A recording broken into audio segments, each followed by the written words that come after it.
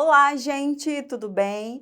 Sou a professora Keila, professora de História, e hoje nós vamos discutir um assunto referente, à série de vocês, a segunda série, que é a Inconfidência Mineira e a Conjuração Baiana. E esses dois movimentos, que estão presentes na história do Brasil, que são movimentos aí que vão movimentar a colônia e também já dar uma ideia, para a futura independência do Brasil, ok? Pessoal, a Conjuração Mineira, ou Inconfidência Mineira, como algumas pessoas conhecem, a gente tem esses dois termos, por quê? A conjuração, ela vem de uma junção de várias pessoas, A conjuração, ela vem juntando pessoas que estão juntas em um único propósito, aí no caso, contra o governo, contra aí o governo luso. E a Inconfidência é um termo cunhado a partir, então, da metrópole, Por quê? Porque o inconfidente é aquele que não é fiel, É aquele que trai, que é infiel aí à nação, Então, a gente tem esses dois termos, tá? A Inconfidência vem aí atrelada à metrópole, que dá esse nome, a esses movimentos, e a conjuração é o nome aí que a gente tem aí essa junção das pessoas. Por isso que é Conjuração Mineira ou Inconfidência Mineira e é mais conhecida como Inconfidência Mineira, E a baiana, Conjuração Baiana.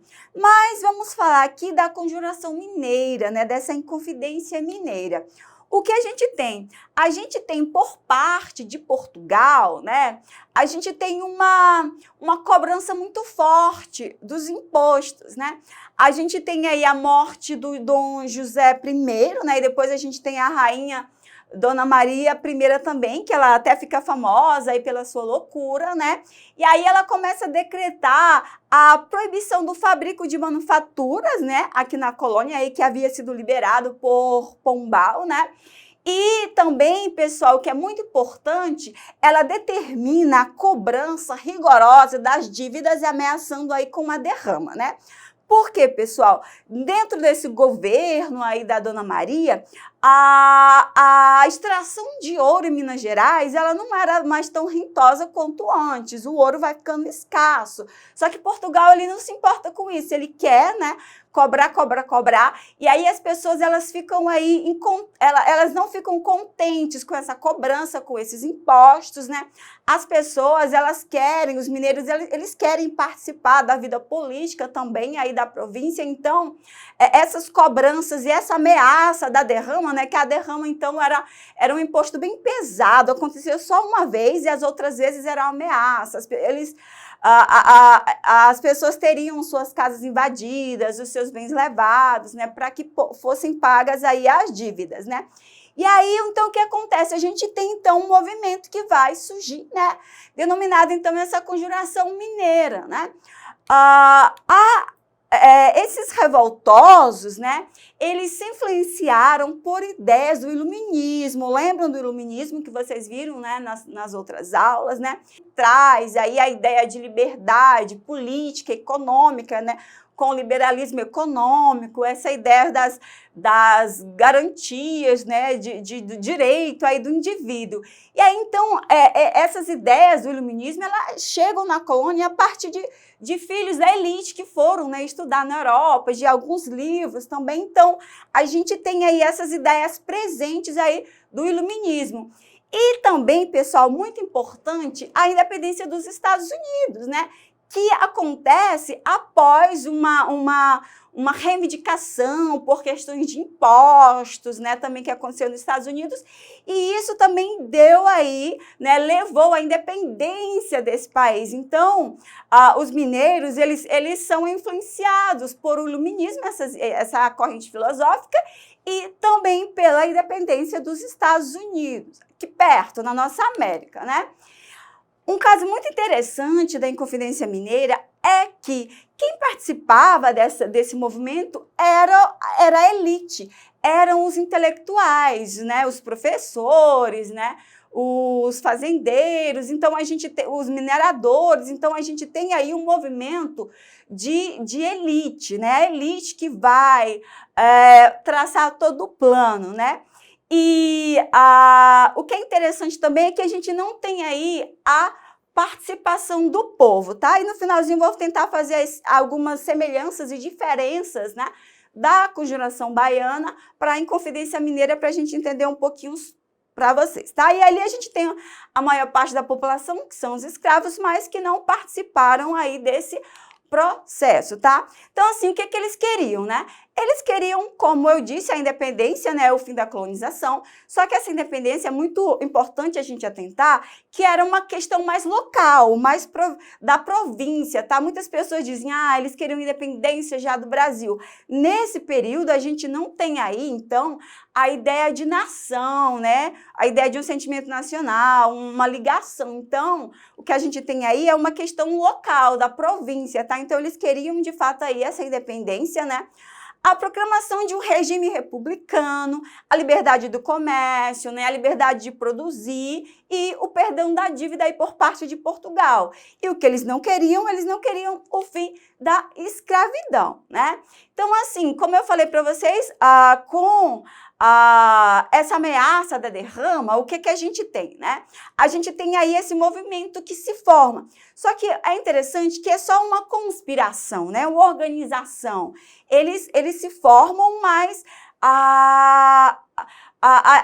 o movimento ele não passa dali, né? Diferente da Conjuração Baiana, que chega um pouco mais às ruas, né?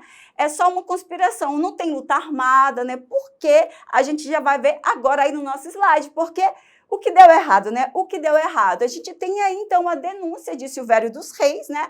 Que ele provocou a suspensão, então, da derrama e os rebeldes se esconderam, né? E aí, mas não adiantou, né, o fato de se esconder, porque depois eles foram presos, né? Então, o Silvério dos Reis, ele acaba dizendo aí, né, vamos falar assim, sendo o X9 do movimento aí, dizendo que estava organizando aí contra Portugal, né? E aí, esses conspiradores, né, os organizadores, eles acabam sendo presos, né? E claro que houve a devassa, né? Ou seja, julgamento então desses conjurados, né? E quase todos aí eles se declararam inocentes. E muitos, alguns foram presos, né? Outros foram mandados assim para colônias na África. E aí a gente tem a figura do Tiradentes, né? Que aí a gente sempre é lembrado desse movimento aí, essa figura, né? Mas por quê, né? Mas porque Tiradentes, então, ele foi condenado, né? E é considerado mártir aí desse movimento. Primeiramente, o Tiradentes, ele era o líder como outros, né? Ele não era o principal líder, ele era um líder como outros, mas ele foi o único, né, que foi morto, né? Ele foi morto, foi decapitado, seu corpo foi espalhado aí, para que servisse aí de exemplo para as pessoas, né, não organizarem mais um montinho aí contra a metrópole, né? Então, pouca gente levaria a sério, né, o movimento liderado por o Simples Alferes, né, que ele era militar, né? E, além disso, a rainha podia reconciliar com a elite, né? Como eu falei para vocês, elite. O Tiradentes, ele tinha várias profissões, né? E esse nome vem justamente porque ele ajudava, acho que era um tio, né? A Tiradentes, né? Aí ficou conhecido como Tiradentes. E muito interessante porque o Tiradentes, ele acaba sendo endeusado. E isso acontece já na República, na proclamação da República, né? A gente tem agora essa imagem do Tiradentes, né? De barba, de cabelo grande. E, de fato, isso não acontecia porque ele era militar. Os militares não tinham cabelos e barbas grandes, né? Então, as pessoas acabam trabalhando a imagem do Tiradentes, né, como esse mártir aí da história do Brasil a favor de uma república, né? Então, os republicanos depois, eles vão aí remeter ao Tiradentes como esse herói nacional aí que queria a república, ok? Por isso que a gente tem um feriado aí no dia da morte dele, né? Então, a gente tem, né, mais ou menos 9,5 para 10 anos depois, a Conjuração Baiana, em 1798, né? O que a gente tem na Bahia? A capital do Brasil, ela não é mais no Rio de, na Bahia, ela passa agora a ser no Rio de Janeiro. E a Bahia, então, com a crise também dos cafezais, da plantação, do açúcar e tudo mais, a Bahia vive um momento de crise econômica, né? E aí também a gente tem impostos abusivos, né? E aí também temos a influência do iluminismo, né? A influência da independência dos Estados Unidos e também, pessoal, a influência da Revolução Francesa, né? Que é muito importante. E também a influência da questão do Haiti, né? Porque a gente tem aí escravos, né, que lutam contra seus senhores e depois tornam aí o país independente, tá? Então, aí a gente tem, né, a Conjuração Baiana, que, diferente da Inconfidência Mineira, aqui sim a gente tem uma grande massa popular, tá? A gente tem a maior parte aí do povo, né? Inicialmente ela começa, né, com os Cavaleiros da Luz, aí uma ordem da maçonaria, um movimento de elite, mas depois, quando esse movimento vai ganhando um caráter popular, essas pessoas vão se afastando. E aí a gente tem a presença de homens pobres, brancos, negros, escravos, livres, né? Então, mulheres, toda uma massa popular, ok, pessoal? E aí eles queriam também independência, né? Eles queriam a república, né? A liberdade do comércio e, importante, eles queriam também o fim da escravidão, tá? Isso é muito importante porque lá na Inconfidência Mineira não, que a escravidão era a base aí do modo de produção, ok?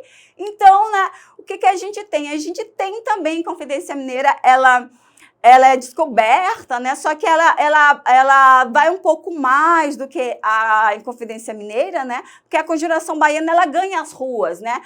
Então, ela tem esse caráter popular, né? As pessoas vão profetando na rua, chamando as pessoas, né? Então, ela tem essa grande massa, ok? E, claro, né, que a gente tem também aqui as pessoas que são presas e mortas, só que aqui a gente tem já 4 pessoas que são mortas, né? São mortas e seus corpos são também espalhados aí pela região para mostrar para as pessoas aí não fazerem mais nenhuma rebelião, tá, pessoal? E aí esses movimentos são movimentos separatistas, né? Porque eles querem de fato separar aí esses locais de Portugal. Agora a gente vai para o nosso exercitando. Vamos lá, pessoal, questão do Enem, tá? No clima das ideias que se seguiram à revolta de São Domingos, o descobrimento de planos para um levante armado dos artifícios mulatos na Bahia no ano de 1798 teve impacto muito especial. Esses planos demonstravam aquilo que os brancos conscientes tinham já começado a compreender. As ideias de igualdade social estavam a propagar-se numa sociedade em que só 1/3 da população era de brancos e iriam inevitavelmente ser interpretados em termos raciais, né? E aí a gente tem o temor do radicalismo na luta negra no Haiti e das propostas das lideranças populares da Conjuração Baiana levaram setores da elite colonial brasileira a novas posturas diante das reivindicações populares, né? No período da independência, parte da elite participou ativamente do processo no intuito de instalar um partido nacional sob sua liderança, garantindo participação controlada dos afro-brasileiros, inibindo novas rebeliões de negros. B. Atender aos clamores apresentados no movimento baiano, de modo a inviabilizar novas rebeliões, garantindo o controle da situação. C. Firmar alianças com as lideranças escravas, permitindo a promoção de mudanças exigidas, né, pelo povo e sem a profundidade proposta inicialmente. D. Impedir que o povo conferisse a esse movimento um teor libertário, o que terminaria por prejudicar seus interesses e seu projeto de nação. E E. Rebelar-se contra as representações metropolitanas, isolando politicamente o príncipe regente, instalando um governo conservador para controlar o povo. E aí, pessoal, temos como alternativa correta a letra D, né, pessoal? Porque a elite não queria aí que o povo tivesse esse caráter libertário, né? Ok, pessoal? Então, não esqueçam de acessar a nossa plataforma para terem acesso a essa aula e outras, ok? Então, até a próxima!